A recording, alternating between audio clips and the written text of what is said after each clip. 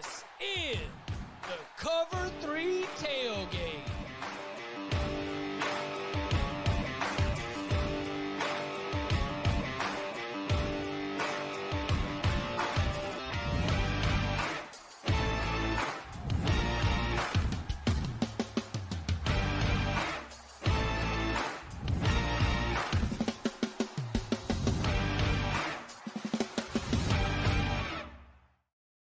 And welcome back to the Cover 3 podcast here on CBS Sports. That's Tom Fornelli. That's Bud Elliott. I'm Chip Patterson coming to you live at youtube.com/cover3 and everywhere you get your podcasts on demand.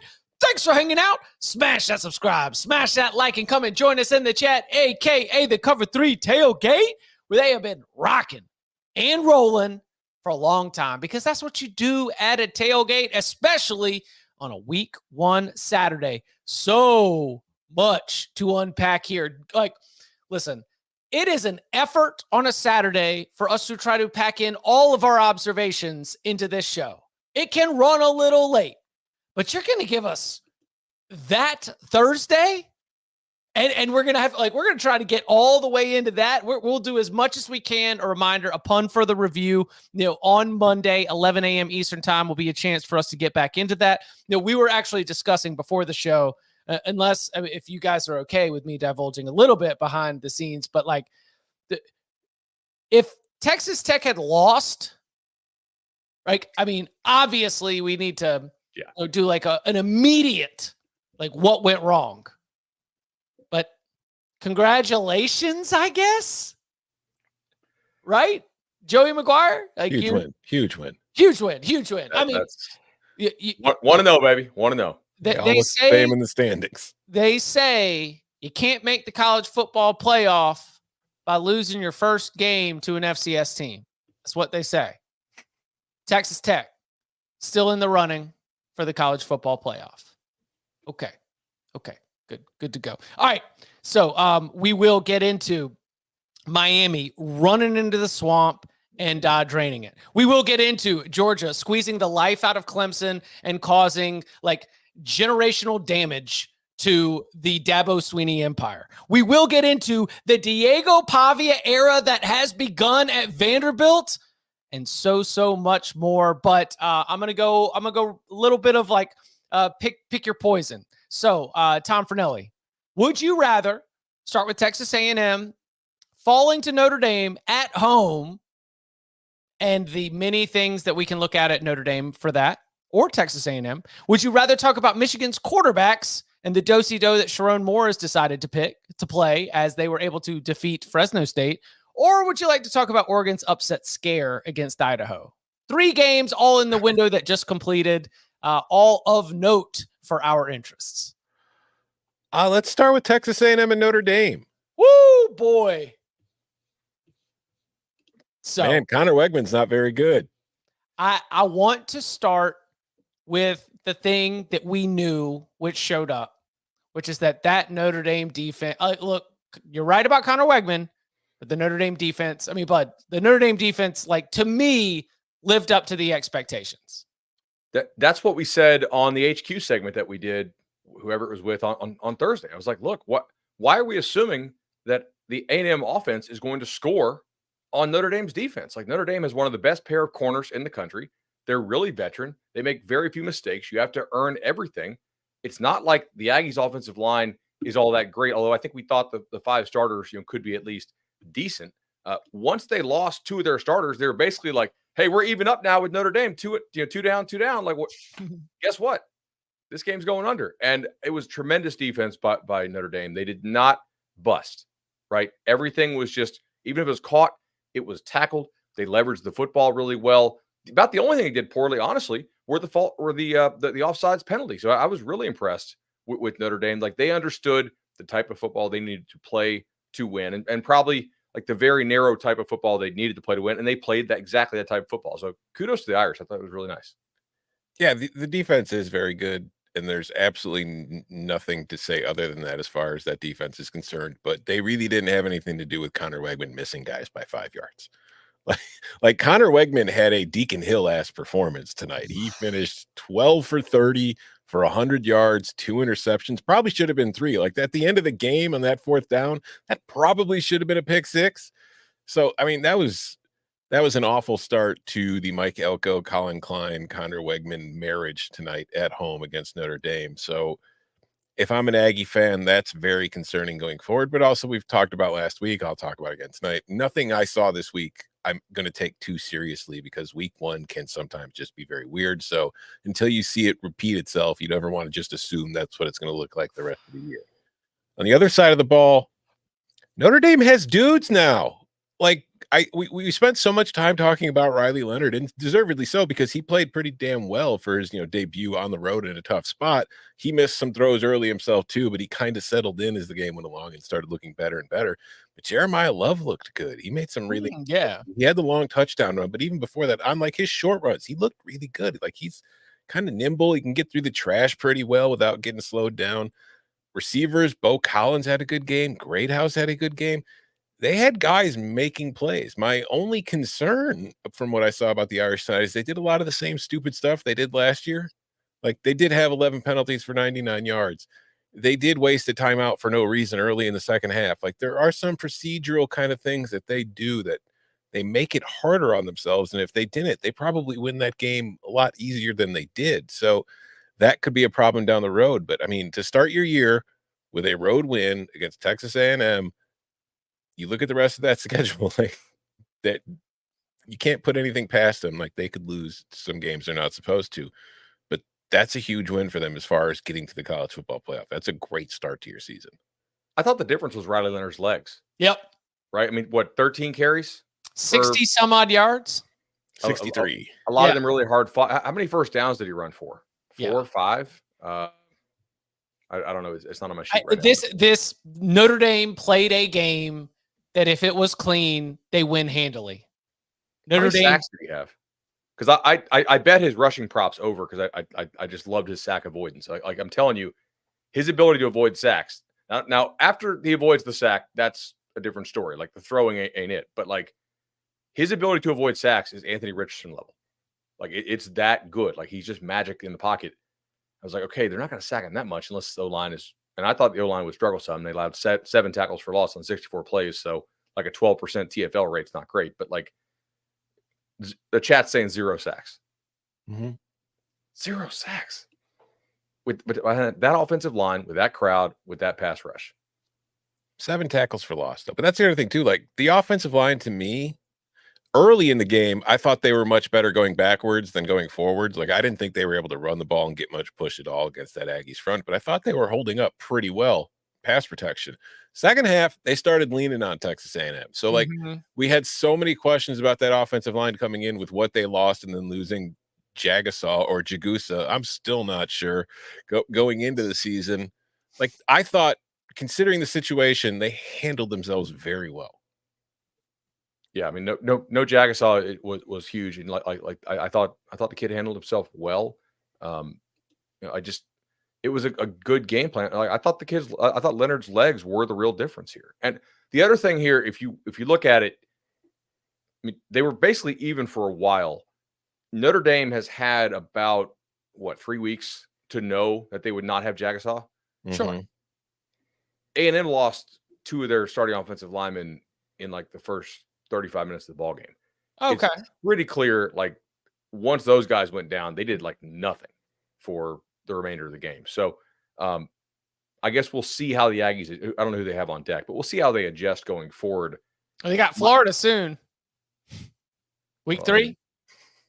We'll get to them in a little bit. Yeah. Is Billy Napier coaching that game? Okay. Is it too early to start with that?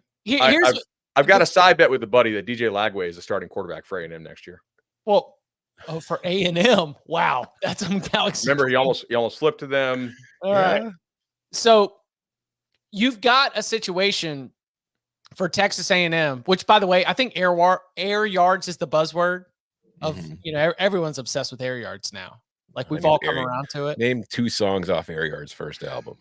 I'll tell you what their latest hit is when the national ABC broadcast is flashing that Connor Wegman is 4 for 13 on passes of 5+ yards down the field for a total of 20 some odd yards.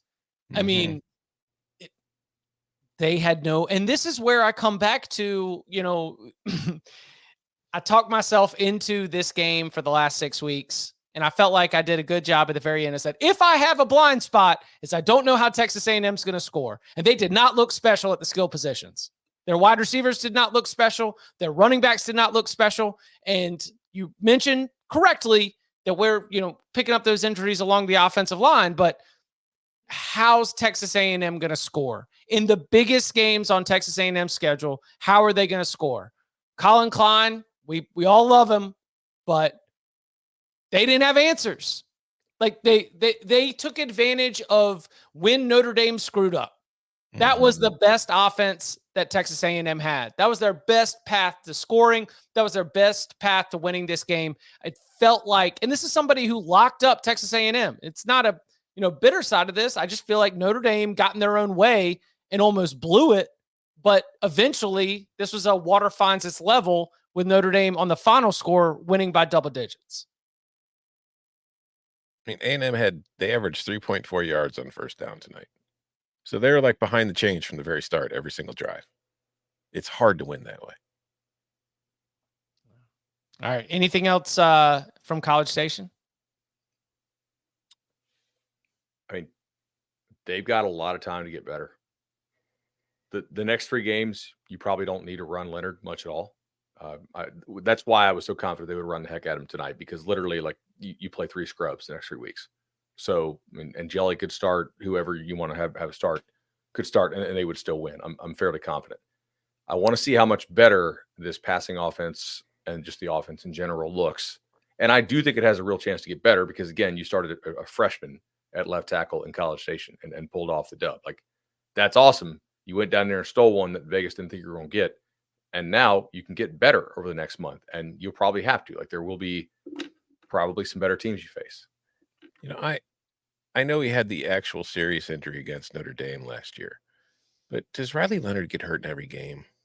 Like, is he just like one of those dudes who's kind of like, feeling every little nick and every little scrape? He's a basketball player. It's like I'm just trying to remember the last time I watched a Riley Leonard start in which he didn't look like he was seriously hurt at some point. Like when he hurt his ankle in the Notre Dame game last year, I figured it was just, oh, okay, he'll be fine in 2 seconds because I'm so used to seeing it. We got Michael in the chat. Yes, sir. Hey, buddy. Yeah, I don't know if you guys watched the game day segment. I did not. If you got it recorded, go watch the Wegman segment. I watched CBS Sports HQ. Hey, I told you about CBS Sports HQ. It was great, man. Like, okay. I was like, if you guys want to hear about, like, talk about games, not just, partying. I was watching soccer. I'm not going to lie. Aston Villa won. So what's up? What was the segment? After watching the Wegman segment and then the Leonard segment, I was like, oh, Irish are winning this. Just completely different vibes of confidence and just, yeah. I'm like, okay. I'm so proud of you. That sounds exactly like something that would run through my brain. I will. I don't know how to rip it off YouTube TV, but I'll record it with my phone and send it to you. I definitely think it's worth notable. Yeah. I think Riley Leonard, having interviewed him, is a very impressive interview. I think he's great. I'm happy. He had, I think it was with Mike Denbrock. If not, it was the assistant coach's back was to him. He was giving him a little hug on the sideline. You could tell that there was a lot that had gone into this moment, preparing for this game, this environment, this atmosphere. I mean, they went out there and they had to overcome all of the self-inflicted wounds. Notre Dame was way better than Texas A&M on a down-to-down basis, and they got out of there. So kudos to the Fighting Irish for that one. I will wear the L on multiple platforms, including our locks spreadsheet. Bud, who is your favorite Michigan quarterback? So we talked about this quite a bit in the offseason. And during the season win totals locks pod, we were like, yeah, it probably has to be Orji because Michigan didn't do anything in the transfer portal to suggest that it has any interest in running the foot or in passing the football. Okay. Look at Michigan's offseason. Do they take receivers in the portal? No. Do they have any receivers who scare you? No. Every one of their actions in the offseason from Michigan, I think, was banking on Orji being their quarterback and running some version of spread option, mashing people, 11-man run game, having to account for quarterback in the run game. And I know there are reports out there that Davis Warren had amazing camp. And I kind of believe that a little bit because I remember sitting there talking to Bruce Feldman at Elite 11 this summer out in LA. And he's like, I actually think Davis Warren has some real juice. So, shouts to Feldman back when people were just talking about Orji and Tuttle. But I don't think Michigan believed it. Otherwise, they would have gone out and got some help in the transfer portal at receiver, and they didn't. Do you know that Michigan's receivers tonight had 7 targets for 19 yards? Mm-hmm. Was that like 3 catches on those targets? 3 or 4?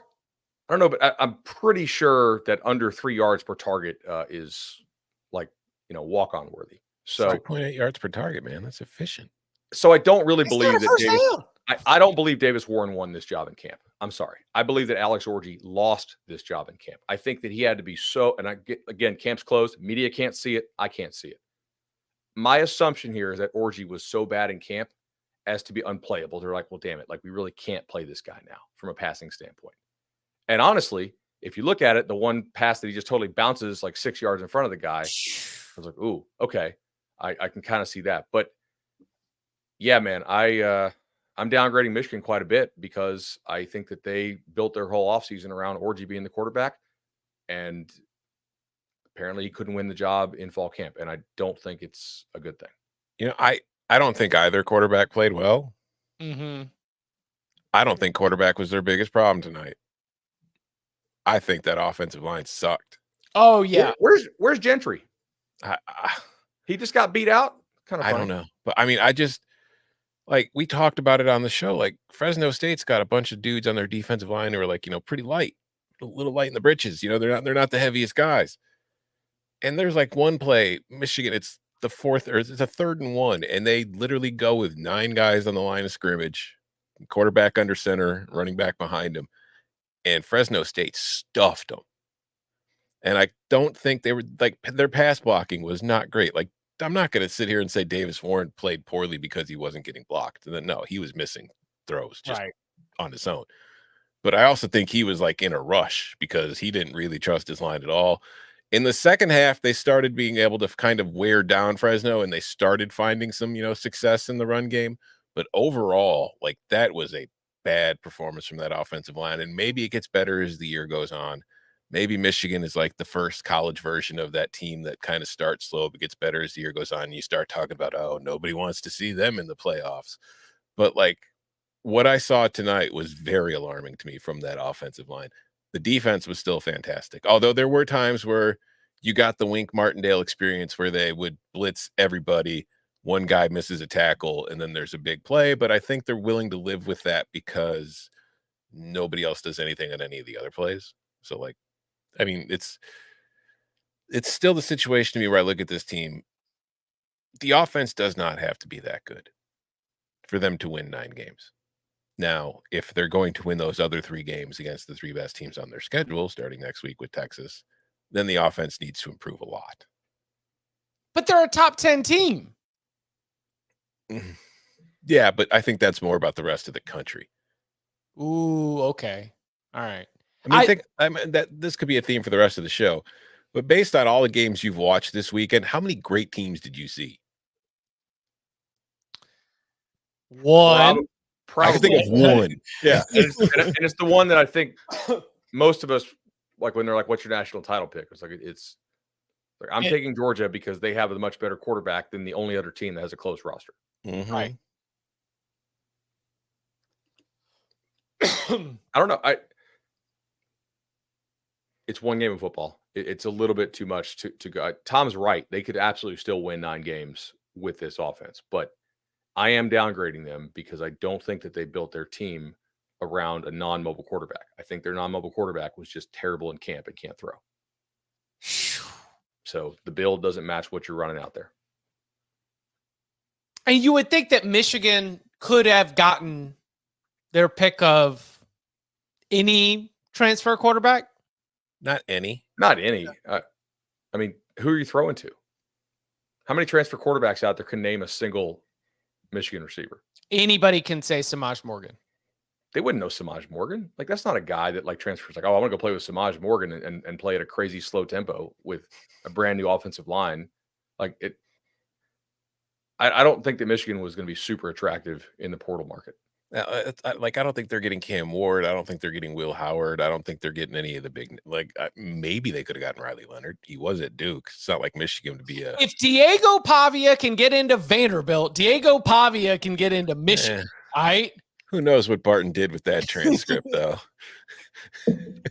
We're glad he got it. We are. Everybody's very glad Diego got it. Yeah, didn't Samaj Morgan have one of those like wide receiver receptions? I believe he has one. Yeah. Yeah, and I think the pass was behind him and he caught it falling down. So the one guy who you want to throw, the one guy who you want to throw it ahead of him so that he can make a play in space and catch it while running and then do something afterwards. Yeah, let's throw it behind him so that he has to fall down and not use his legs. Samaj had one carry and finished with more yards rushing than he did on his 2 receptions. That's a great summation of the Michigan offense tonight. I think the offensive line is a terrific place to start. And that's where Sharon Moore, former offensive line coach, because what happens when he talks to Catherine Tappan? It's Catherine Tappan, right? Yep. Yeah, yep. Catherine Tappan after the game, he says, I thought the defense was great. We had a few explosive plays, but that'll happen. And that points to what y'all were talking about, where later on in the game, they did allow, some stuff that was a little bit, not there. But guess what? Then you also get the Will Johnson, makes everything right again. I mean, that guy is a freaking eraser. Can I just Fresno State, that play call? You don't think Will Johnson knows when a bubble screen's coming? You don't think he's watched your tape? You're going to throw it to his side of the field. Will Johnson is he's a special player on and off the field. Like, that man is going to the NFL as a first-round draft pick. He is already handling his business in ways that college players do not, because he is that dude. I didn't see Sharon Moore smile a lot tonight. The only time I saw him smile was when he was talking about Will Johnson. That's what we're dealing with right there. But yeah, offensively, on the offensive line, Sharon Moore says we got to do the tiny things better. And when he says we got to do the tiny things better, I assume that in that umbrella is the offensive line has got to do a better job, because they are going to play better defensive fronts than Fresno State a lot. I do think Fresno's front for the Mountain West is the best in the Mountain West. Yeah, it's good for that league. Yeah. Yeah, because Boise's defense is terrible. I was a little bit disappointed, honestly, in Michigan's defense, that they did not just last year's Michigan defense is probably allowing sub 150 yards and pitching a shutout. I watched almost every snap of this game. They moved the ball a little bit. I kind of are not as good as they were last year. I kind of felt like they had the leverage until the offense just failed to put anything together, and it did kind of tip the other way. I'm not going to put too much at the feet of the Wolverines defense on this one. I know they have some D-line injuries, and the way they play these games, they didn't always play to blow people out last year either. So I am willing to, just evolve as we get more data points, which we'll get a pretty big one next week as Texas comes to town. Guess we just got a turnover. Oh, Broncos, big bad boys. Broncos, big bad boys. All right, so look at that. Matt Edwards comes on the Cover 3 podcast, YouTube special only. Check it out if you guys want to. And look at that. Former coaching staff he's tight with is balling out. They still uses analytics, though, last week against Montana State. Some of those decisions. Were you ever nervous about the Oregon Ducks? No. I was nervous when you guys were texting me about it. And I was like, wait, I got to turn this on.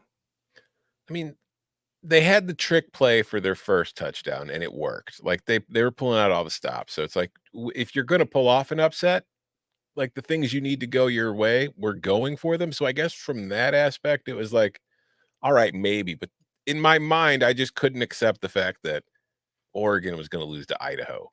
You know what I mean? It was just, if you look at the stats on this thing. I've got one observation. One observation. I think that believing, and this is again comes back to, where you at. It's just one game. Can you get better? 100%. But I thought that Oregon and their offense not being able to just hit the ground running like we're used to with Will Stein and like we're used to with this offense, I think their offensive line is a little bit, a work in progress. Who played? Do we know? Availability. Yeah, I don't think that was their. They've had a couple pretty important injuries on the O-line in camp. So that's why I'm not going to judge. Did Bedford play? I'm just going to say. I would guess not. But I was encouraged to see him. There's a practice photo of him like actually wearing cleats and moving around recently. So like to me, Oregon has 5 weeks of preseason. But I'm just saying, if you want, we don't need to linger on like the ins and outs of Oregon surviving FCS Idaho. But if we want to talk about where things can get better for Dylan Gabriel, who did not have anything close to the game you were expecting. Yeah, he did.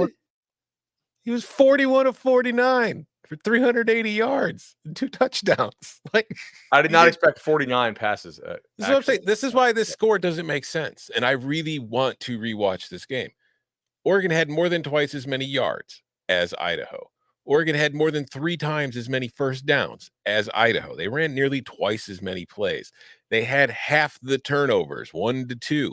They had 4 red zone possessions and scored on all 4 of them. Like, when you're looking at all the stats that you have to look at that say, how do you win a football game? Oregon was better than Idaho in every single one of them, except for penalties. 8 penalties for 60 yards.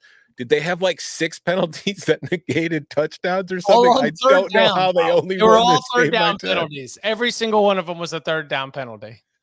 I don't know.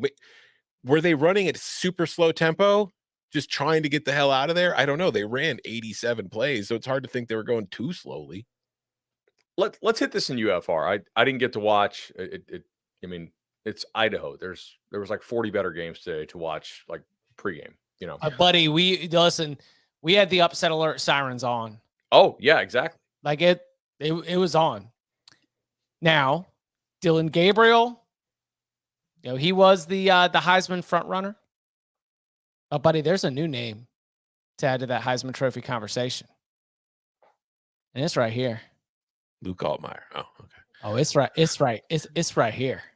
Coming up on the other side, Cam Ward's big day in the swamp. Carson Beck looking great against a strong Clemson Tigers defense. The loss for Dabo Swinney, of course, and so much more. Next.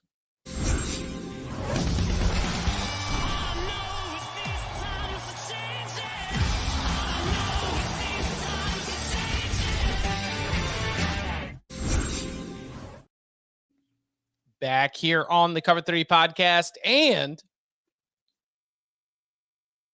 Cam Ward, will he make Tom Fornelli's quarterback rankings on Tuesday? You'll have to wait until Tuesday to find out.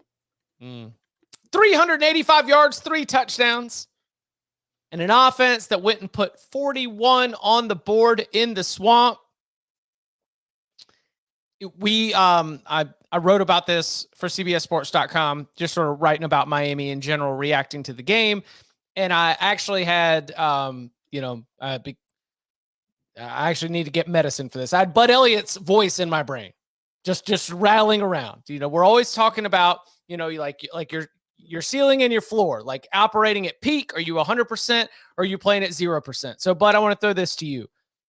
Do you think that was about as close to a 100% Miami performance as you could expect? Because you have been on, this is the most talented roster Miami has had. Miami should be favored in every single game on its schedule. And before we get to the Miami's going to be favored in every single game on its schedule portion of this program, the performance itself, was that Miami operating as close to peak efficiency as you imagine?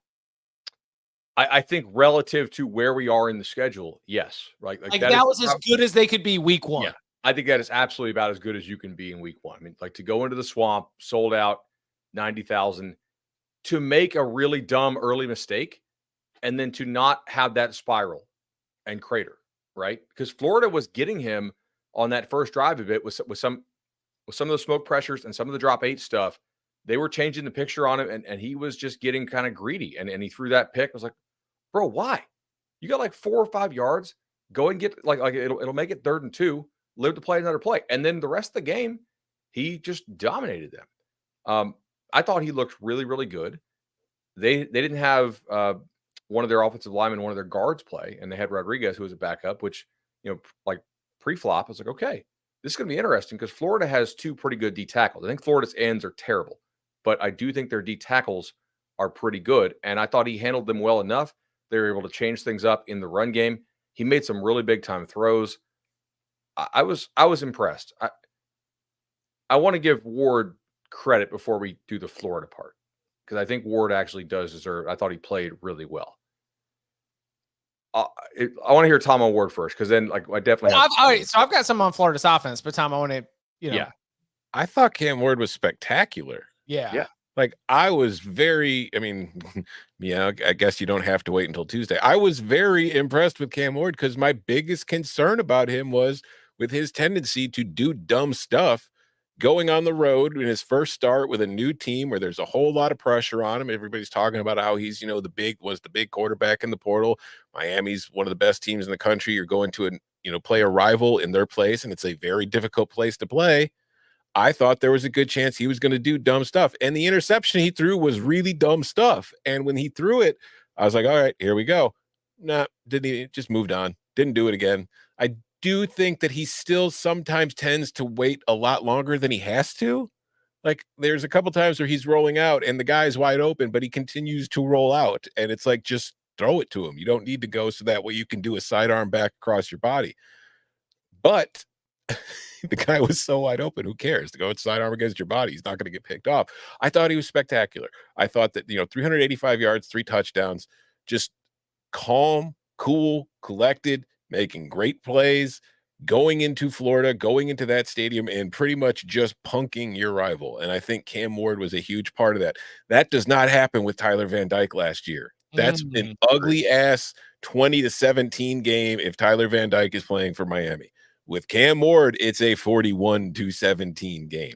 That was it's whatever they're paying him. It's already worth it, honestly. So one thing that Washington State people pointed out when I think even when he was in the portal and we were trying to put Cam Ward at all these different places, they said, he loves the inside receiver. And sure enough, Xavier Restrepo, who we have acknowledged as being a very, very good talent, finishes with 7 catches and more than 100 yards. That our big tight ends finish with a couple of catches. And the thing that I loved about this is that we've got some players that have been at Miami for a couple of years and haven't been able to have this kind of performance. This is the best quarterback play. Again, like small sample size theater. We'll see if Cam Ward decides to duck this. It might not be repeatable, but Miami seems repeatable. And especially it seems repeatable against this schedule. It's very repeatable in terms of the quality of athlete you're going to face until like mid-October. We'll see if Florida State can improve off their opening loss. We'll see how good Louisville is. Louisville beat them last year, and you have to go to their place. And I think Louisville might be pretty good. But Florida A&M, Ball State, USF, Virginia Tech, Cal. He's going to put up some numbers for sure. You come out of the off week and you go at Louisville, and then you play Florida State, and that's the entire ACC race. That's why. And then it's just egg and a spoon the rest of the way. That's why lock spot. I said if Ward stays healthy, over 9 is stealing on Miami's win total. They should be favored in all 12 games. I thought the defense did a nice job of not busting coverages, by the way. Like, that has been a concern. I know it's a concern of Miami writers who I trust, and they didn't bust a lot of coverages. Now, they played back a little more. They didn't bring the crazy blitz stuff, which I thought was to their D coordinator's credit, because that guy usually brings it like crazy, and they just let their front get home more often. They basically said, Florida, you want to throw these screens? We'll come up and we'll tackle the screens effectively. Florida did not get a lot of yards after the catch. And if you can limit Florida's yards after the catch, Florida's dead in the water. because they don't have guys who win down the field. They've got a bunch of sort of yards after the catch guy. We talked about this when they took, who's the Arizona State receiver? Badger, right? Mm-hmm. We're like, that's a nice get for Florida. Elijah Badger? But it's a bit duplicative of what they already have. You already have a run after catch guy. His name is Trey Wilson, and he's a better player than Badger. It's like, how are you going to incorporate all these run after catch guys who aren't really, win down the field types? So I thought Miami did a nice job of tackling the screens and played pretty good disciplined defense. So I was impressed there. The thing we need to see, though, as far as that defense goes, is were they playing disciplined and well, or did Graham Mertz just play horrible football? Like, that was 2021 Graham Mertz.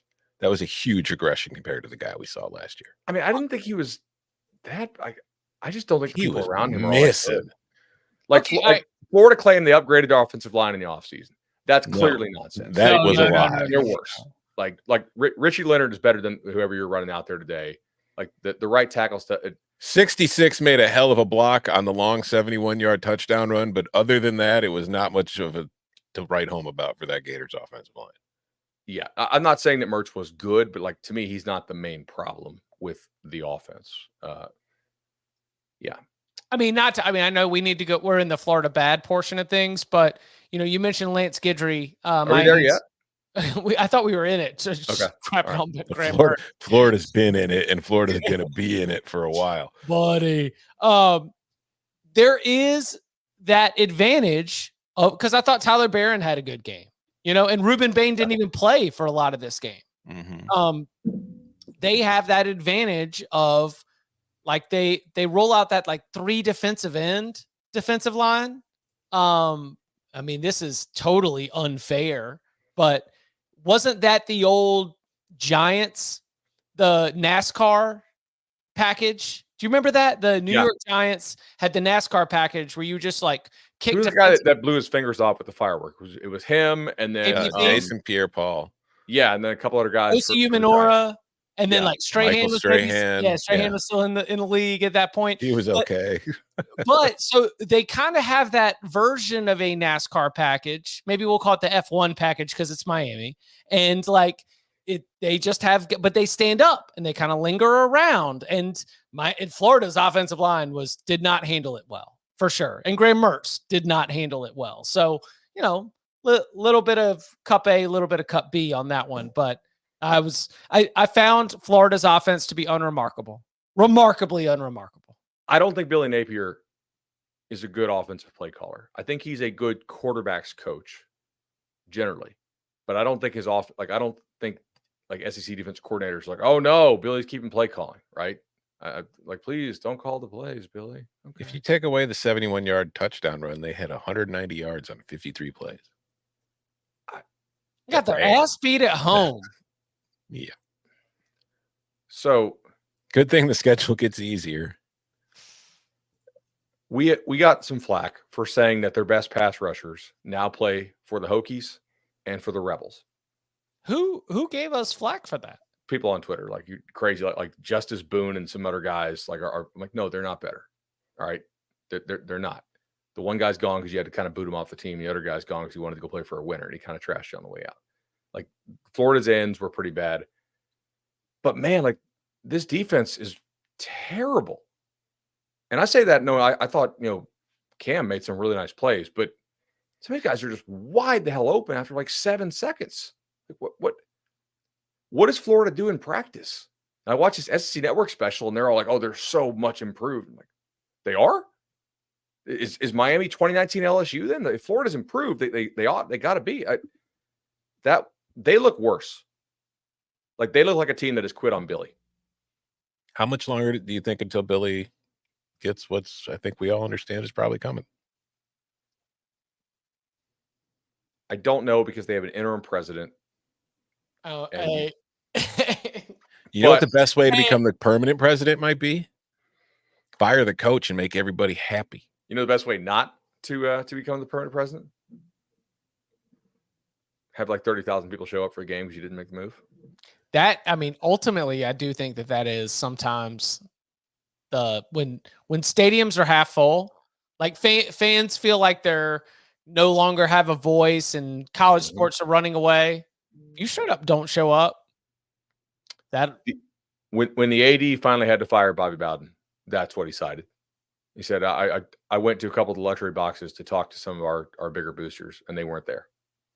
They weren't at the game. Yeah, I don't know what the hell was that on defense? Just, I don't know. Maybe they had one card to play. They played it, and that was it. I was surprised because I bet the under, right? But also, they're doing dumb stuff again. Florida's taking a timeout out of a TV timeout. In Florida State land, we call that a Jeff Bowden, right? That's just another Jeff Bowden, right? That's what he would do. They're just doing dumb stuff. It's a poorly coached football team. I had tweeted in 2021, hey, at a certain point, we're going to know whether LSU was right for not giving Billy Napier the time of day. Well, now I think we know. There was a comment. I just tried to scroll through it. I apologize, but somebody in the CBS Sports college football workroom pointed out that with the interim president meeting with Billy Napier on the field after the game, it was really important to do it for this one. So then you don't send off everybody's alarms when you do it in the next one and the next one and the next one and the next one. You start and establish the standard of I'm meeting with you now, just we won't throw them off the scent, when we continue to come back again. Shout out to Matt Barry for tweeting about how stupid Florida was to fire Dan Mullen just so Dan Mullen. That's his golf partner. That's what I'm saying. He was like, hey, you want me to tweet? Barry's probably texting us are you going to say anything? He's like, no, but if you tweet it, I'll retweet it. That actually probably is exactly how that happened. Yes. So the Georgia Bulldogs look really good. And they didn't have either of their top two running backs. And the offense took a little while to warm up. But, buddy, they got into a rhythm a little bit late. Some of it is Barrett Carter leaves the game for one snap because he has to, and we're going to pick on your backup right away for an explosive play. It's those are the kind of margins for error that Clemson football is dealing with right now. But gracious, there's a lot of different ways to attack this. What's on your mind, Tom? I also think that what happened in the second half of that game was the Clemson defense kind of just laying down because they knew it was pointless, because they knew that their offense wasn't going to score. And once they got behind, once it became 20-3, I think that defense was just all right, boys, let's save it for next week. I thought they were trying to play outside of themselves, not hey, we gave up, but just you hero ball. Yeah, right. You lose your pass rush discipline, right? You lose your responsibilities, and then Georgia killed them for it.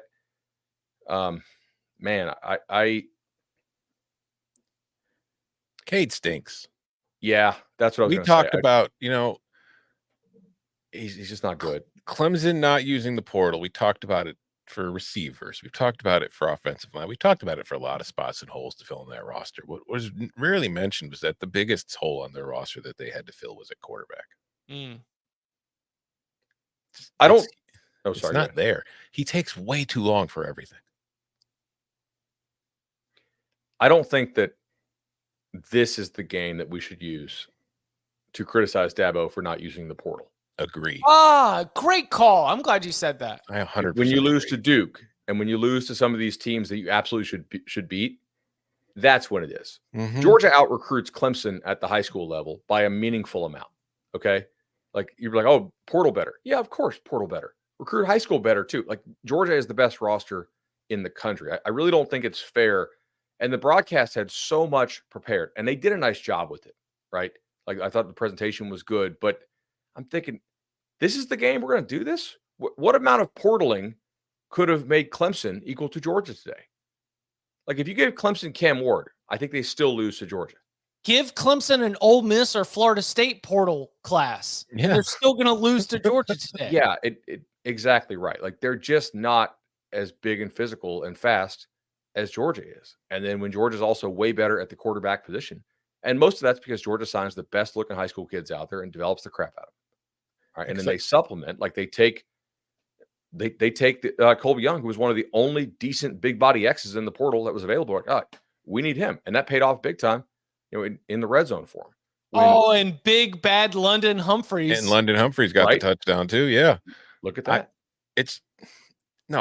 You're dead on, and I'm happy you said it, because like so many freaking people were saying like this is what you get for not using transfer portal. No, they weren't beating Georgia no matter what. Like, you lost to Georgia not because you weren't in the transfer portal. You lost to Georgia because you were playing Georgia in Atlanta, of all places. I want to share something. So we're out of Elite 11. I'm watching Cade, I'm watching Dylan Gabriel, and I'm watching Caden Zalter, the Liberty quarterback. And I'm like, man, they're just not like that impressive relative whole to class. Yeah, no, not the high school class. This year, as college counselors, when they came back, I was like, they're just not physically that impressive. They're just, I don't know. And it just, Klubnik, you also notice like Klubnik's offensive linemen don't pick him up when he gets knocked down. I have not paid attention to that, but I'm 100% going to now. I scrolled back a couple times because somebody on Twitter tipped me to this. I was like, ooh. Well, he also was chewing a bunch of their asses out early. Yeah. Maybe if you got rid of the damn ball on time, you wouldn't be getting hit so often. Yeah, that did not look like a friendly, loving relationship once things got tough. Other side of things, Georgia's really freaking good. Right, yeah. Like, oh, you mean the team that we picked to win the national title? Yeah, no, that team is really freaking good. Like, they were getting banged up, which is somewhat concerning. Like, Dylan Bell had to be helped out. Michael Williams was a little dinged. They were losing some guys. So it's like, I hope that they stay healthy, and I hope everybody's cool going forward. But man, just like, I don't have much faith in Cade Klubnik to begin with, but they completely shut that offense down. Clemson couldn't do anything offensively once they did get going in the second half. Like, I tweeted about this. Carson Beck does not get nearly the opportunities to do all the cool off-schedule stuff because he tends to play behind an incredible offensive line that allows him to sit in the pocket and make the throws as they're designed to. But he's good off schedule when he gets out of the pocket and he has to improvise. And he showed that quite a few times today.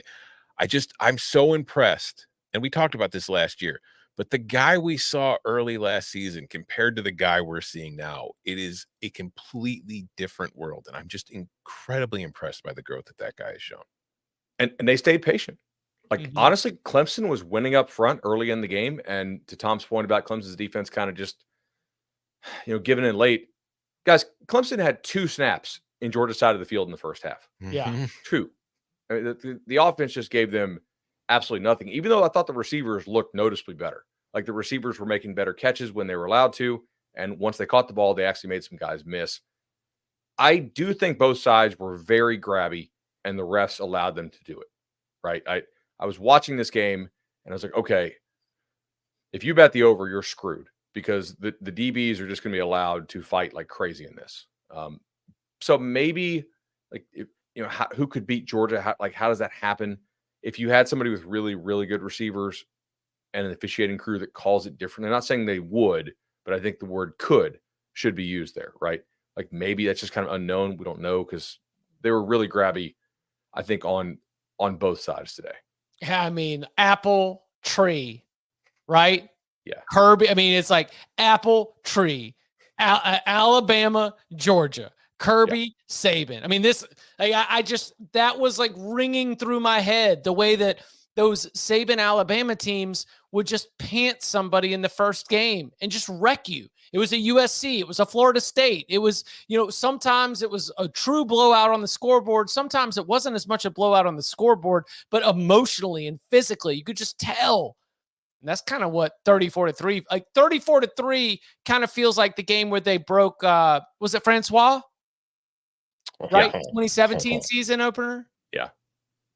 Top 3 matchup, number 1 versus number 3. And like from the middle of the second quarter on, you're like, oh God. I don't know. Florida State's got a really good defense. I don't know how many Alabama's going to score, but Florida State can't match it. And that's kind of what today felt like a little bit. I totally agree. Like, it would have to take a real colossal screw up, either special teams or like, a tip ball type thing, to really give Clemson a chance to win that ball game. Let's do. Man, we are deep, and we've got a lot to get to. We got one more big one to hit for sure.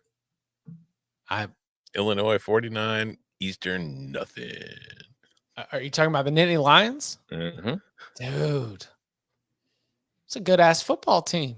They looked the part today. That is for sure. That's a good team. I think that they're. Oh, go ahead.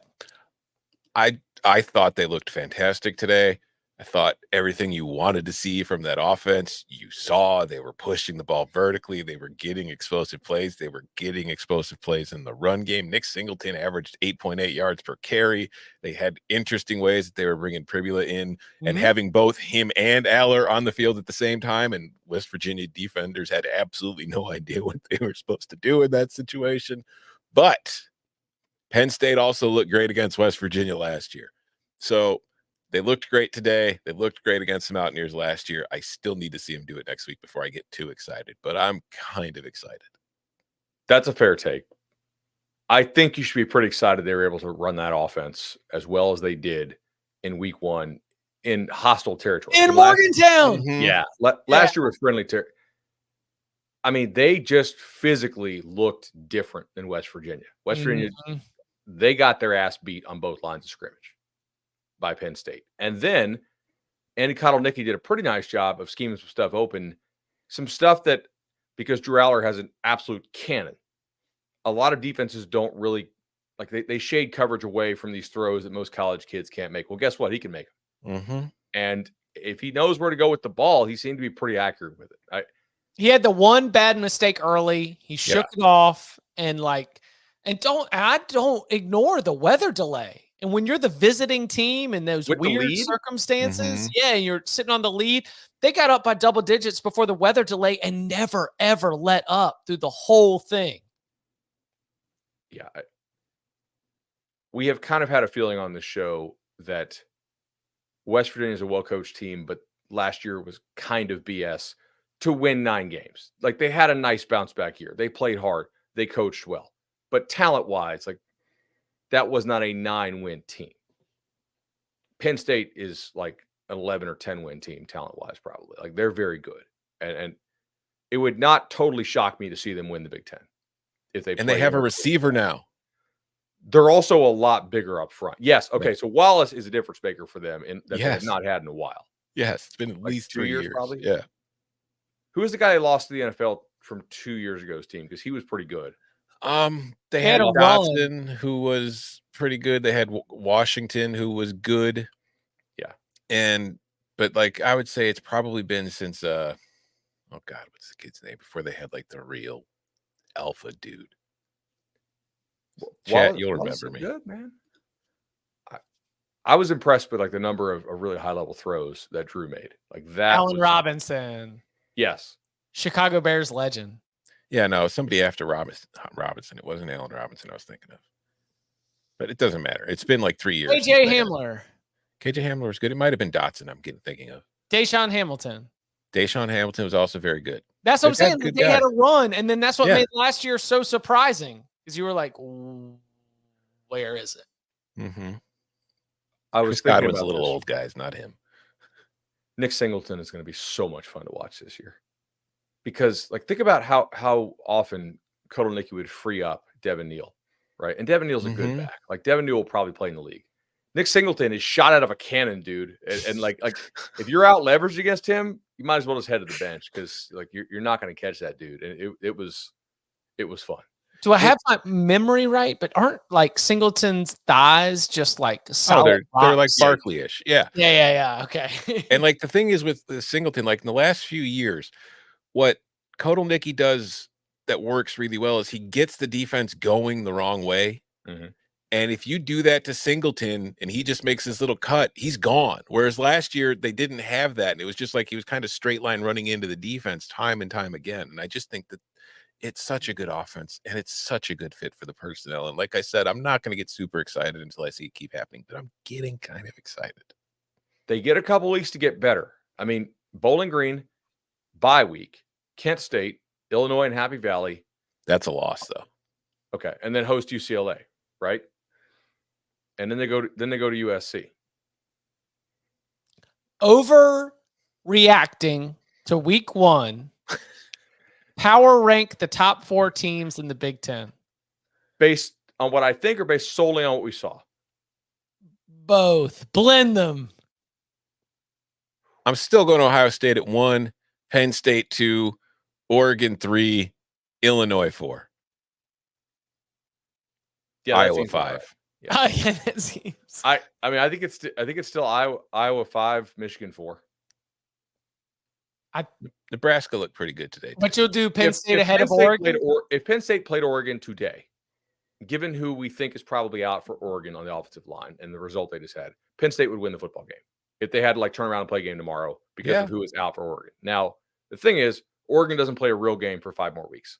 So that analysis is not particularly relevant.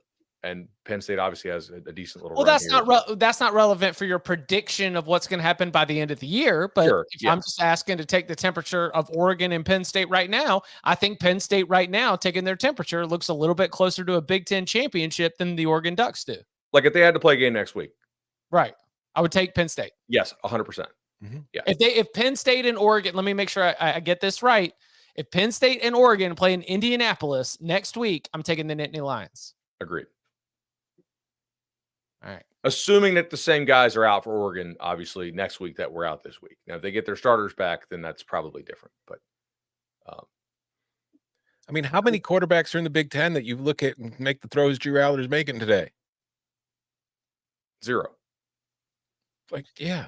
They might have the best. Gabriel QB in can't the make league, those man. throws. No, Howard doesn't make those throws. he can't make those throws down the seam over the middle, with that power and through into those windows. No. He also looked in shape.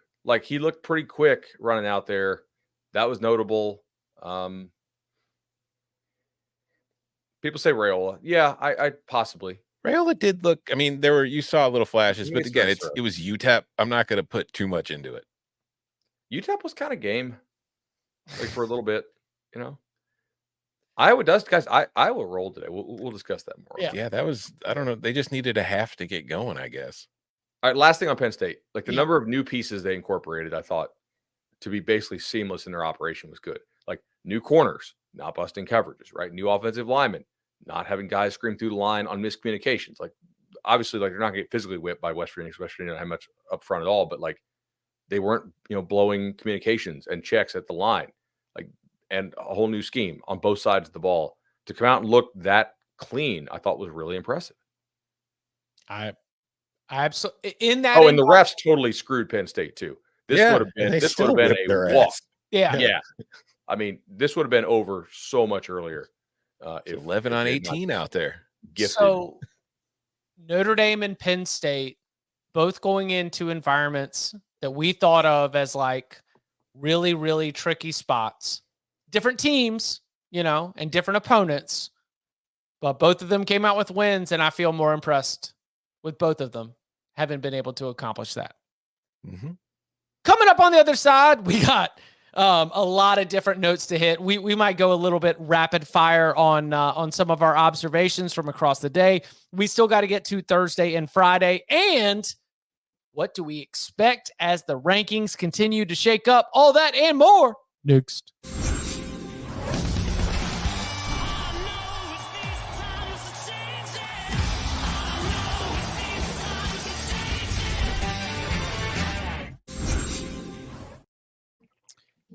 Now, in this instant reaction show, we are always going to target about 8 minutes to talk about the rankings. It's because 8 minutes feels like an appropriate amount of time for us to talk about the college football rankings, and especially our prediction of how the rankings will change when the new college football rankings are updated in the AP Top 25 poll. Now, we're not going to have those new rankings on Sunday. They will be released on Tuesday, but it is a good opportunity for us to be able to hit some of those blowout wins for teams in the rankings in terms of what we saw, what we observed, or maybe even if we haven't gotten a chance to really watch all of it, some of what we picked up from our friends that were paying even closer attention. So I would like to begin with the Ohio State Buckeyes, which of course were on CBS. The America's Most Watched Network, the network of stars. We, as a nation, were heartbroken that a screen pass got picked off and run back to the house, bringing a crushing end to Akron plus 7.5 in the fourth quarter. Because if Akron had just been, because look, and this is I what hope you learned a valuable lesson. No. If you think I learned a lesson, sir, we had it on a platter because Ohio State scored at the end of the third quarter. I mean, the last thing that we needed was Ohio State about to score as the third quarter went to the fourth. Ohio State scores at the end of the third. We look golden. And then a screen pass gets run back and hearts were broken. No lessons were learned. I don't want to talk about quarterbacks today. Did you see this? Just don't bet fourth quarters before you've seen the first, second, and third. Like, that's the whole point, Chip. You got to see what's going on. No. The whole point is to drive attention to the fourth quarter on CBS. A blowout game. So in the competitive quarters, because it was a little bit slow starting for the Buckeyes. It's very slow starting, yeah. Tom, what did we learn about the 2024 edition of the Ohio State Buckeyes? I mean, who the hell was Marvin Harrison Jr.? I don't even remember that guy. Like, Jeremiah Smith is the new guy. 6 catches, 92 yards, 2 touchdowns. Spectacular game. Will Howard looked very Kyle McCordish in the first half, and then he kind of got things going in the second half, finished 17 of 28 for 228, 3 touchdowns. I was a little surprised. Like, the run game to me was good, but for Akron, I thought it would be better. And that's given everything we have been fed, yeah, and given the opponent, I 100% was expecting more. Yeah, I mean, like, Trevion finished averaging 8 yards a carry, but I just think that as a team, maybe they just weren't really unleashing the beast. But I would have expected a little bit more out of that running attack, like explosive big plays. How many design runs did Will Howard have? 3, 4? I mean, he had a long of scrambles. 19. He had a long of 19 and a net of 18 total. So it seems like, I don't know how that works out math wise. He had like 2 for 0, 1 for 1, 1 for 19. Yeah, I mean, I'll be honest, that was a third screen most of the time. So I have a theory that Ryan Day is copying what Harbaugh did last year. I mean, Harbaugh stole Michigan stole their signals. I think Ohio State is stealing Michigan's plan. Ohio State's run game to me is way different if they're actually involving QB run, which I think is why you go out and get Will Howard. And I think you only need him for 2 or 3 games this year. So I expect Ohio State to look completely vanilla and show nothing except for 3 games. So right before kickoff, it was announced that Donovan Jackson was out. And when I was on the CBS Sports HQ halftime show, and the score at halftime is like, what is wrong with Ohio State? I was like, well, immediately I'm going to go back to that pre-kickoff announcement that Donovan Jackson is out, because to me, and again, I'm sitting there with freaking Damian Harris, national champion. And I'm like, I don't know, Damian, you tell me. I was like, but it looks to me like the offensive line is struggling right now to be able to be in sync. They look like they were just thrown out there and things have gotten shaken up, and they are not in rhythm right now. And they were not in rhythm. That run game has Travion Henderson and Quinshon Judkins. Like, even ignore the Will Howard thing. Put Kyle McCord back there. Like, you should be able to do more consistently against Akron. Yeah, I wanted to see longer runs, but they did not allow a single tackle for loss. So the communication stuff seemed to be okay. They just weren't finishing off blocks downfield. Like Henderson and Judkins never popped one. I mean, the long carry of the day for Ohio State was 21. Like, I don't know what the odds would have been on that pre-flop, but not good, right? Like very clearly they would have been much, much higher for the long run for Ohio State against Akron. So for those of you guys who watched this closer than I did, what did you think about like the receiver blocking? Like, is that a thing that the receivers need to finish off blocks more downfield? I'm just throwing it out there because usually I'm like, somebody didn't get the final block to spring a play, but 0 tackles for loss. Like, they're not miscommunicating stuff. They're not like missing stuff and having guys screaming. I mean, it's Akron. You really should not have many. But what's it called? The yards before contact. Yeah, that should have been more. That's my observation, that even the runs that were in the box, like I can't speak to the perimeter runs off the top of my head. I don't have a note on it, but even stuff that was within, like, even off tackle to inside runs, it just seems like there should have been a little bit more space. Our concern is the offensive line. Oh, sunrises, sunsets. We're amazed by everything else, and we're wondering about Ohio State's offensive line. Defense looked like the defense. I mean, there's Akron, but 5 sacks, 10 tackles for loss, averaged only 2.8 yards per play. 2.8. Yeah, just 3 turnovers. Like, yeah. Did you guys like Akron at all? I mean, just obviously Ohio State, you can't do much, but Ben Finley got killed. Yeah, Ben Finley died out there. Ben Finley had a Jake Hayner, except he actually he died, he came back, and then they actually had to take him out again. It was like first time they were worried he got his bell rung. Then like second time his ribs got crushed. I just, shout out to Ben Finley, but he was leaving it all out there. Rest in peace, my friend. Shout out to the cat. All right. What about the Texas Longhorns? Arch Manning. There we go. Boom. Slow start. Yeah. Look, I look 52-0 is going to be 52-0 is going to be 52-0. But you did look up and you're like, what's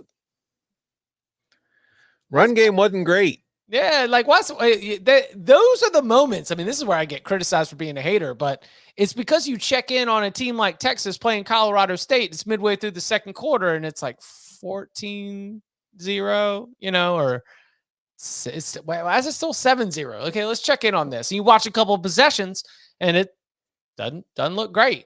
Over the course of 4 quarters, guess what? You've got way more talent. Talent shows up. That was great. But I don't know. I mean, they've got a big game next week, so you can't really wonder how much they actually, put out there. They might have been running 3 plays. I like the defense. Honestly, I was curious. I knew Colorado State's defense was probably trash, right? Right. They lost like Grady Kelly, who was one of their better D linemen last year, and just by the transitive property of the portal, like he's like D tackle 6 in Tallahassee. Like, okay, like if that was one of your best D linemen and you lost him and now he's a rotational piece in Tally and you lost your really good pass rusher to the NFL, like Texas will run all over this team.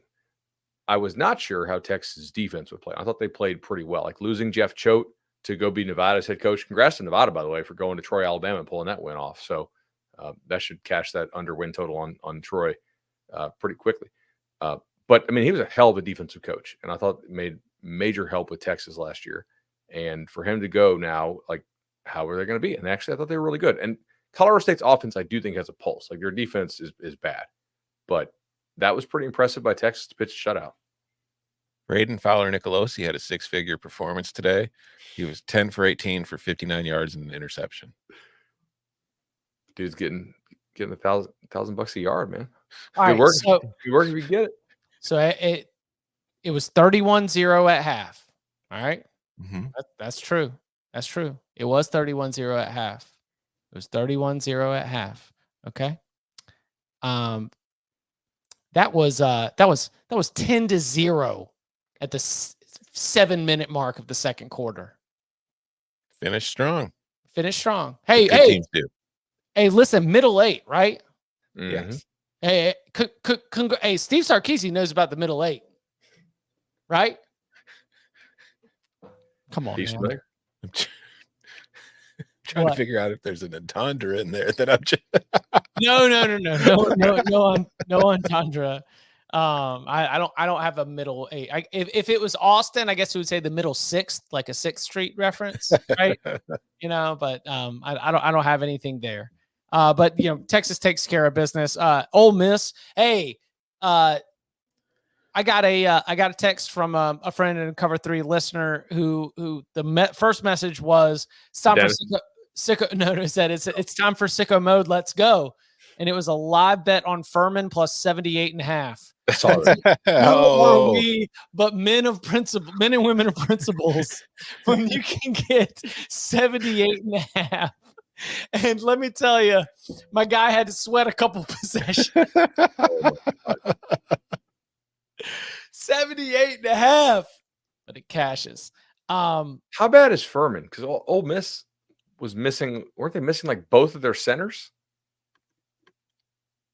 I don't know. Furman must be really bad. I think Ole Miss is good, clearly, but like, did you guys get any eyes on this? Because I got 0 eyes on it. Nope. No. Okay. All right. I heard that Lane was still like playing tempo, even when you're up by more than 50. Which, hey, get the reps, right? You got to put a high enough score up for those folks in Gainesville to take notice when you're playing Furman, right? Like stay in the news, stay hot. Did Alabama check the boxes you wanted to see from Kalen DeBoer's debut? No. Ooh. Not really. I don't know if you guys saw this, but the most important thing in this game happened pregame. And it's that Caden Proctor went out for warm-ups, and then after warm-ups, his arm was in a sling. Regardless of what happens in the game, like nothing, if that is serious at all, that's the most impactful thing that you will take away from the Alabama game tonight by a lot. Pass rush looked okay. They're playing multiple true freshmen in the secondary. I thought they looked pretty clean. Like they weren't allowing a whole lot of busts. So, like that's really good. Milroe threw how many passes? 9? 9. For 200 yards? Mm-hmm. He threw as many passes as Ty Williams. Simpson. Yeah. I mean, 17-year-old Ryan Williams looked good. Western Kentucky is not very good, but, nobody in the CUSA really is. Liberty will probably roll over that league again. By the way, did New Mexico State lose to an FCS team? They were losing last I saw. Did they finish that off? I don't know. But like we didn't get to see much of what the pass game would look like, right? It's 9 throws, so not a lot. I don't know. I was pretty impressed with the defense because even though I think West Kentucky's team stinks, I do think they're still frustrating to play against. Offensively, I don't know. I think Western's bad.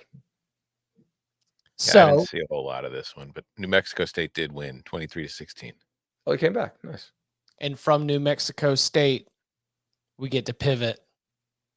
Oh, boy. We're doing this? Yeah. Okay. I mean, we said over by October. We did. I don't think anybody had win number 1 coming against Virginia Tech. I know Danny didn't have win number 1 coming against Virginia Tech. I'm pretty sure he locked up the Hokies minus 13.5. Oh, buddy. He's got to regrow the beard. Think about all the bad things that are happening since Danny shaved his beard and welched on the bet, dude.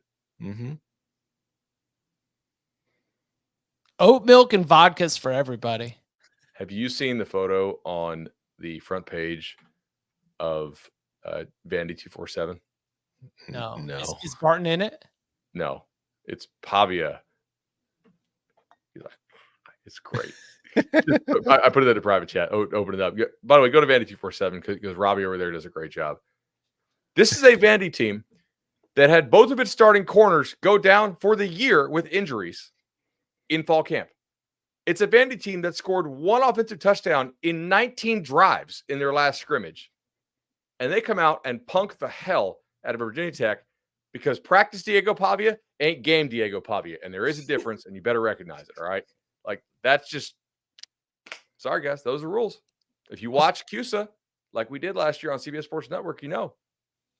Also, I will say, they lost Will Shepard to Colorado.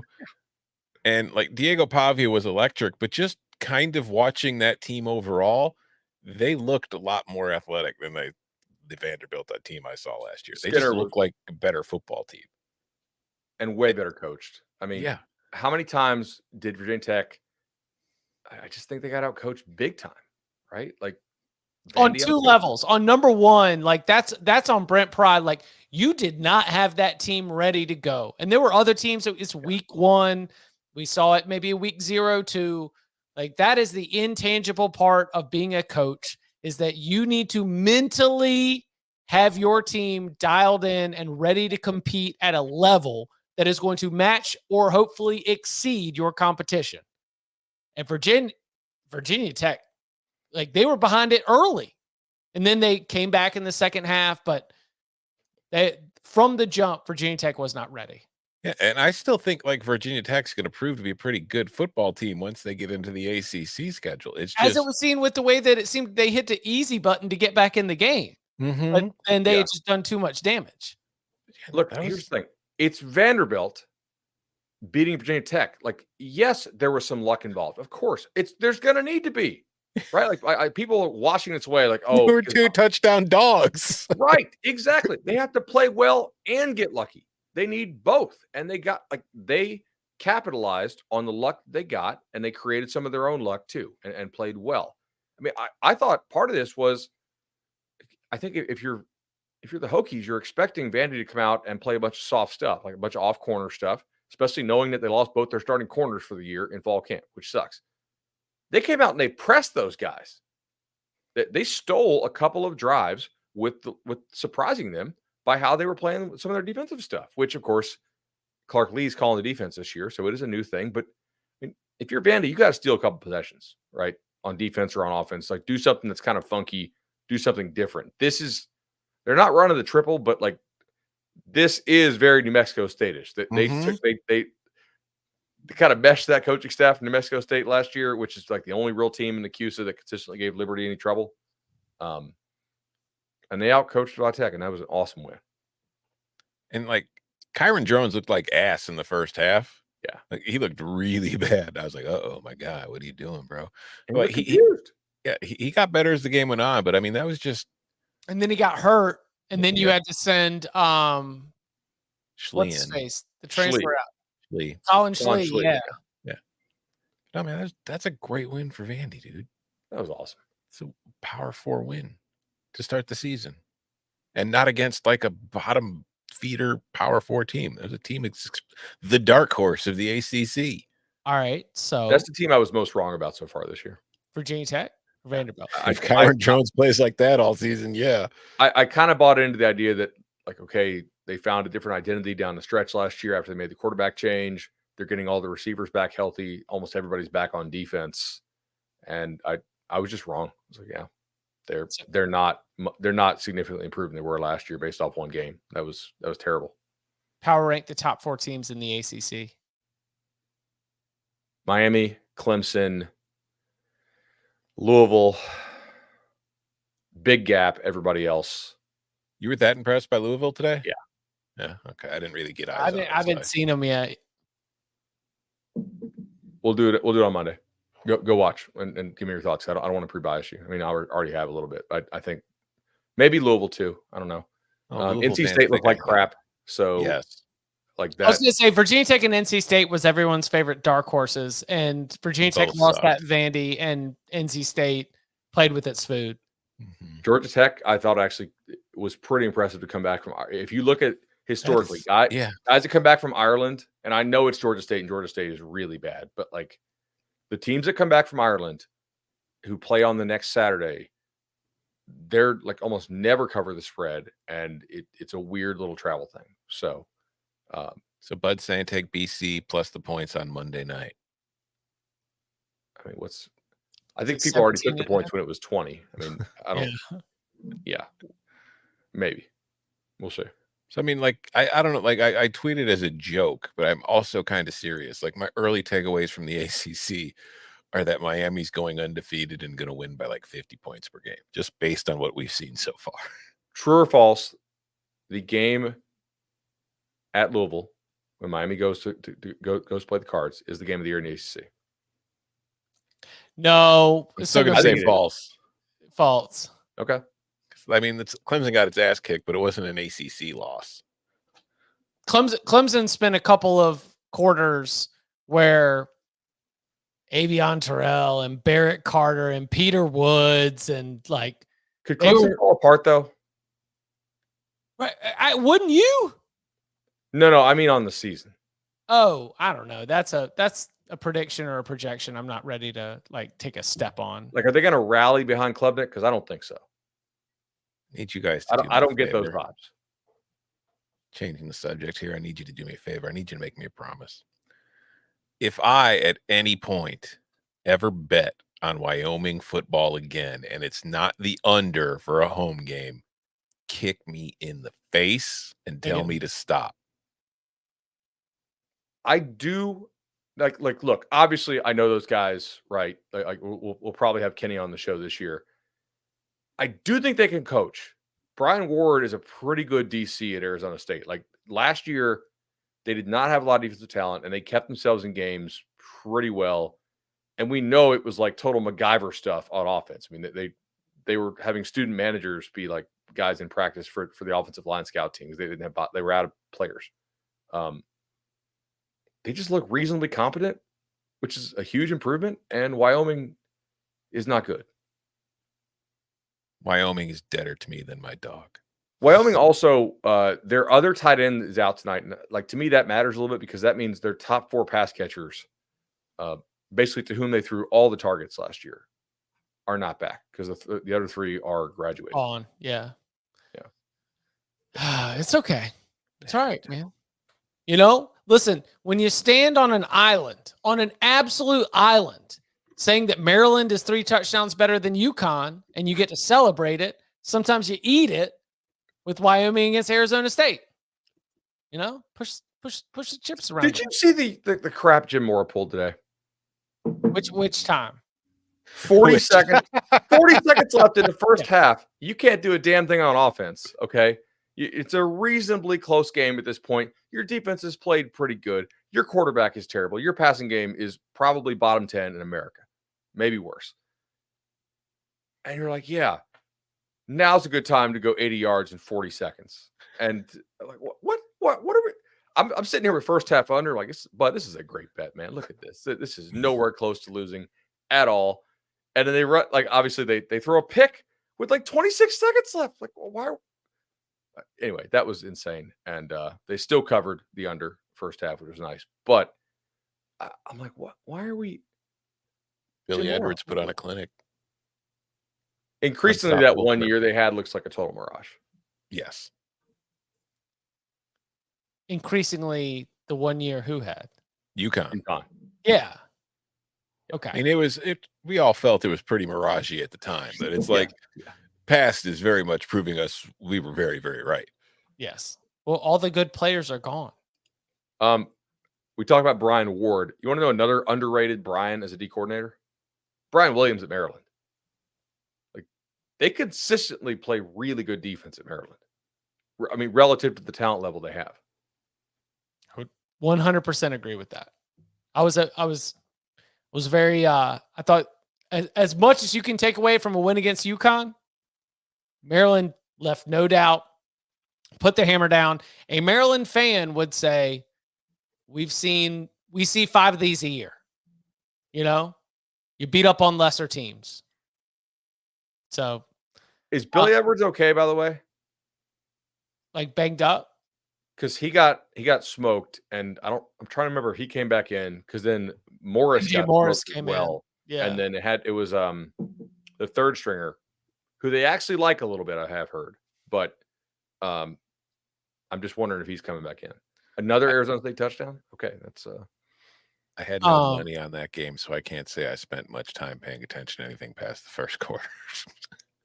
Ashton Jeanty. 6 touchdowns. Decent Yes. start. Touchdowns. That's, if you're going to win a Heisman as a running back on a group of 5 team, the best way to do so is probably score 6 touchdowns a game. And have a defense that is super leaky. You're going to make sure you got to score 6 touchdowns a game. That was a really fun game. Super fun game. This was one of the most exciting games of the day for sure. Yeah. Georgia Southern actually was playing pretty good defense, except for the plays on which it gave up 70-yard runs. I know that sounds insane. Okay. It does. But like, they were getting some tackles for loss. I was like, oh, they're actually like doing pretty well. And Boise's like not that great. And the boys like, here's a 75-yard run for that ass 6 times. Mom, Including I with the totally backup. would have gotten an Like A in Ashton- class if not for all the F's on those tests. Like Ashton left the game, they'd gotten like finally a 2-score lead. And then even the backup was running in from like 40 yards out. Georgia Southern's kid didn't throw any picks, right? Now, at one point, he was like 9 for 18 for like 49 yards. So it was not exactly a lot of high-risk throws there. But last year, I mean, this is an Eagles team that threw 6 interceptions at Wisconsin, right? Like in one game. So I don't know. I actually kind of liked what I saw there. That was kind of encouraging. I mean, we got to take that into Sunbelt, Mm-hmm. Got to take Oh those. my gosh. That's Central Arkansas bullshit. Yeah. So what happened there? I know I wasn't. When you see the play, you're gonna be like, really? They called it incomplete and they overturned it into a touchdown.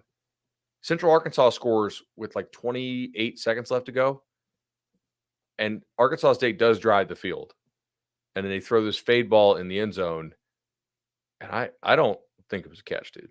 Like I really have no idea. Yeah, like nobody on Twitter seems to think this was a catch. I'm very confused. Refs in the bag for Ark State on the payroll. So they robbed me of that. Yeah, that was bad. All right. What do we want to do before we get out of here? What do we want to save?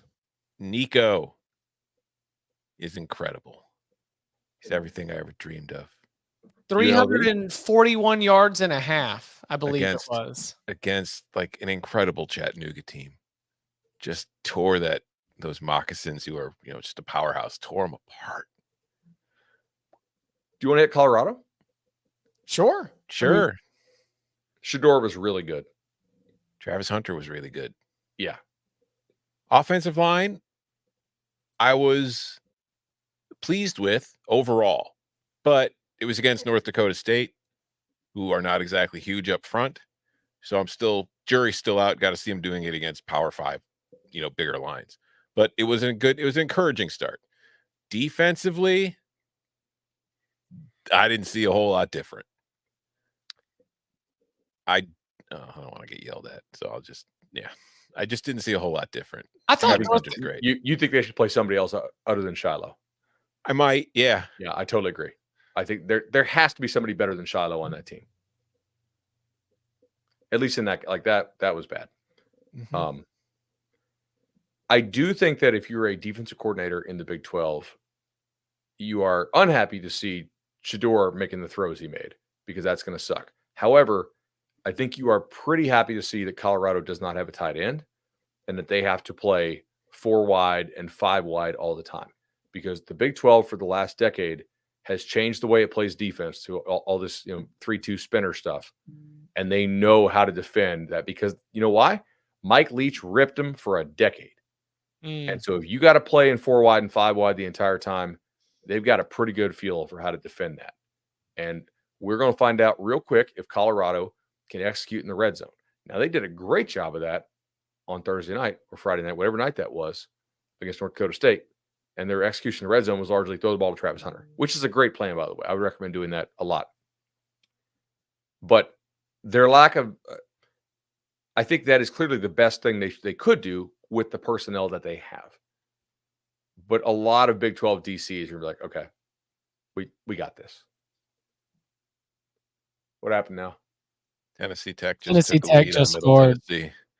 Oh, how are those Derek Mason vibes, Chip? Oh, I bet Tennessee Tech. You and I are head to head on the Middle Tennessee win total. Yeah. Rubbing salt in that wound. What happened to the David Cobb bump? It was a mirage. Hey, we still got 1 minute and 6 seconds left. Tennessee Tech's pretty good. That's fine.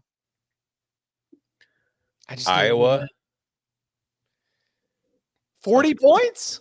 Like, there's the part of me where it's like I want to be like, as against an FCS team, need to wait and see him do it against a real team. But they couldn't do that against FCS teams the last few years either. So, like, maybe like there was a terrible start for it early. I don't know whether you guys watched it, but it still looked awful early. And it's like, well, I guess you can change the offensive coordinator, but if the personnel still sucks, this is what you're going to get.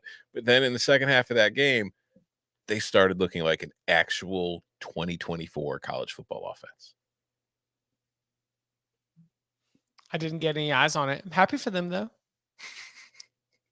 Did you get eyes on Iowa State? Because that was when I looked at the score. I saw a note that Abu Sama went down with an injury. Did he come back, or is that like significant? Okay. That's not good. I don't know if he ever came back. He's on my fantasy team in our league, which we'll talk about Monday for individual player performances. But that sucks. Hudson Card went 24 of 25 for Purdue. Edwards did come back in after getting smoked. Maryland quarterback, by the way. Got a text on that. UNLV. Yeah, poor Willie came out. Fritz. Defense. UNLV. Like, look at that. UNLV, right? Man, that was obviously it's game one for Houston, but you got to give them a lot of credit. I thought that was impressive, man. Eli Holstein had that poster of Bud in his locker. Went out there, threw for 333 yards and 3 touchdowns as Pitt beat Kent State 55-24. I've got one actually for that. Kent State scored 24 points. Yeah, I know. Yeah. Whoa. Like I get that you got like, you know, was it Kerwin or Cade? You got one of the Bells from Western Carolina to come be your new offensive coordinator. I'm glad it's working out with Eli Holstein. He doesn't have to be a tight end. Like, congratulations to everybody involved with that. But the Pitt program that I know would not allow 24 points to Kent State. I got a text from a coaching buddy who's like, look at Narduzzi actually like embracing offense and allowing the guy to run the offense. Like, it wasn't neutered in any way. It was exactly what they ran at Western. That's impressive. Boots on the ground from a mole in Evanston, getting me a weather report. So what we can expect for the game. Was told, regretting wearing t-shirt and shorts. On August 31st. Yeah, it was an 80-degree day, but my man was cold because the wind coming off of that lake was biting. Did you watch any of that one? Oh, yeah. I watched pretty much all of it. I mean, come on. Who are we talking to? Miami, Ohio versus Northwestern on a practice field? That's the main screen for Tom. Yeah. I will say to the Northwestern fans who've been upset with me for picking you to finish last in the Big Ten, nothing I saw today changes that opinion. So, let's see. UCLA might need Maybe to get back together if you're going to be correct on that. You know what, Arizona State at this point, just don't stop scoring. Put 100 up on them. Done. Stanford kicked a field goal. Yes, they with did. 36 seconds left to cover the spread. So they were down 10. And they kicked, I think, like a 36-yarder. I believe also to get the over, depending on when you bet it. Yeah, I was in bed by then, but I woke up and saw that. That was a wake up to winners moment for your boy. I started a new protocol last year for island games. So like Wednesday night, Thursday night, Friday night. If it's not a great game, and I'm going to stay to see if I have a halftime bet on it, and if I do not, as soon as halftime hits, I'm drinking my sleepy time tea, right? And I'm going to bed. And over the course of 14 weeks, I figure that's going to save me about literally 40 hours of extra sleep so I can be fresher for the show. Because, Saturdays we're staying up for sure. Yeah. Right? So I'm not doing this staying up till 1 a.m. to watch Thursday games. Unless it's like I missed Stanford, Colorado. No, I did 1 a.m. on Thursday, but that was only because of the weather delay. Fair. That's yeah. Like that had me at 1 a.m. I wasn't happy about that. But I mean, island games, I just mean like one game. If there's like 4 games on, then that's worth my time to stay up to watch because I got to watch it for work, right? But like one game only, yeah. The pillow. I mean, I knew at the time that was going to be one of the 2 ACC teams to beat a power conference opponent. You just had to stay up to watch every single minute of that magic. The Kentucky Southern Miss game has been called. Because of weather. Yeah. They got started so late, and there's like an SEC bylaw in terms of like how late games can go. So if you bet over Soft or ass under, conference. Oh yeah, Elon kicked a field goal. I was on the under, so I wasn't really worried about anything else. Elon kicked a field goal to cover the spread. yes, they did. I love I it. will say, supportive of Bud's theory about Washington. It's the third quarter. It's 14-0 Huskies. It's a new team. It's literally an entire, like nobody on this team played last year. So they're just kind of, I mean, I got to check Will Rogers' box score so far. Is he like 11 for 50 for 20 yards, 16 to 22 for 202 yards? So actually, he's 9.2 pop. That's very unWill Rogers like. Yeah, Weber's quarterback is 4 for 15 for 30 yards. Yeah, that could be better. Again, it's week 1, man. Like there's time to improve on all this stuff, right? Other games that I actually did watch that I want to talk about. North Carolina, Minnesota. Terrible offensive football. Awful offensive football. Disgusting offensive football. I got rewatched texts it. from other coaches who were annoyed at Minnesota because they're like, we could have used Brosmer, right? Like we like that kid, and Minnesota's going to go waste that guy. So I rewatched it. I've got it written for next week's column part, just kind of like a diagnosis. He was bad early, and then he started playing well, and then they were just running the ball. And he made like this one throw on like a 1st and goal from the 10 that should have been caught. Like it was a really good throw, good anticipation. It wasn't the best throw, but it was catchable. And then so on 2nd and 10, they run for a 2-yard loss, and on 3rd and 10, they throw like a little swing pass. And it's like it was such give up kind of BS. Like Minnesota wins that game if they had balls. If I'm a Minnesota fan, I am furious. Mm-hmm.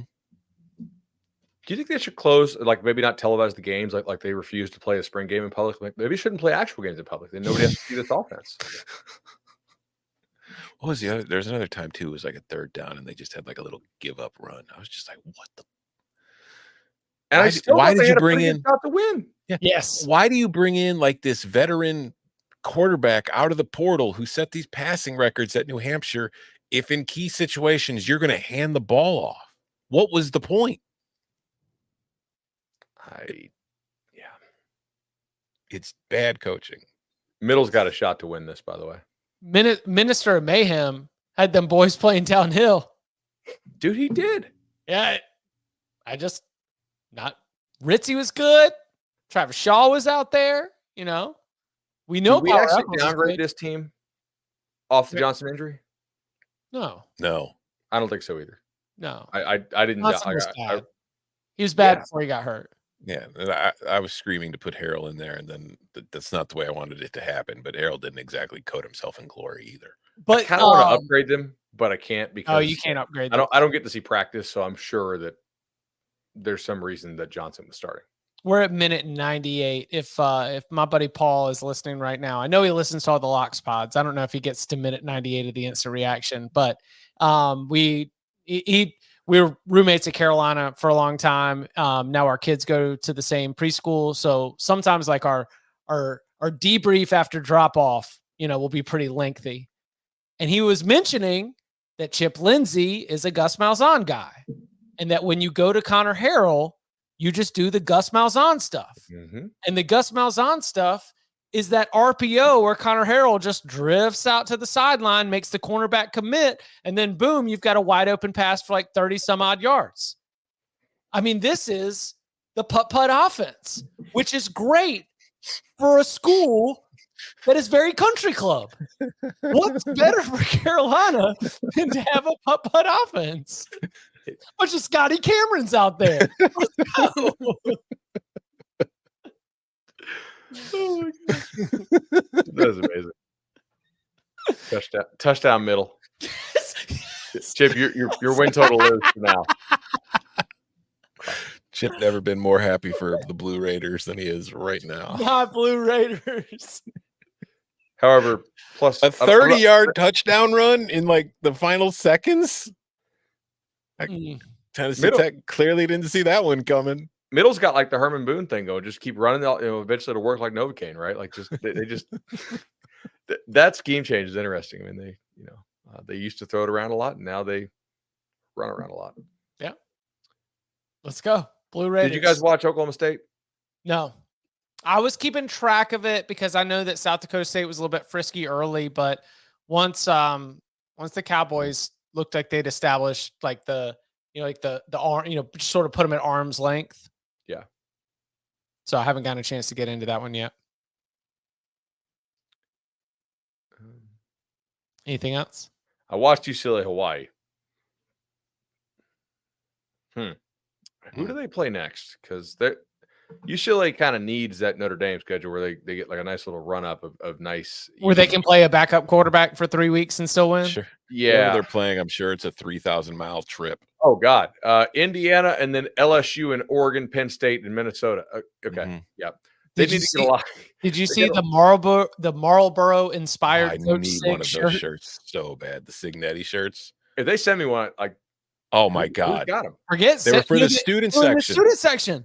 Oh, come on, you got to send me one. That's awesome. Yeah, there's like 5,000 of them out there. I have like a 1978 Budweiser hat. I'll pair with it like that. Yeah, no, Indiana, lock it up. Mm-hmm. Hoosiers. It starts now. At one point this summer, their conference win total bet was 2. So, and that's why we hit the kiosk. That's right. All right. So, as we have mentioned, look, we're very transparent here. Yeah. We watch what we can watch, and we dig on what we missed later. That's why we have Upon Further Review. So come and check us out Monday, 11 a.m. Eastern time, as we will dig into that. It may be Labor Day, but it's Upon Further Review Day for us, and we will be able to break down everything that we did not get a chance to get our eyes on Saturday, Sunday's game between USC and LSU, and then maybe a little Knowles to go just to take the temperature of seeing how things are looking going into that home opener at Doak Campbell Stadium. And you can follow him on Twitter at Tom Fernelli. You can follow him at BudElliott3. You can follow me at Chip_Patterson. Gentlemen, thank you very much. Wyoming is dead to me. See y'all.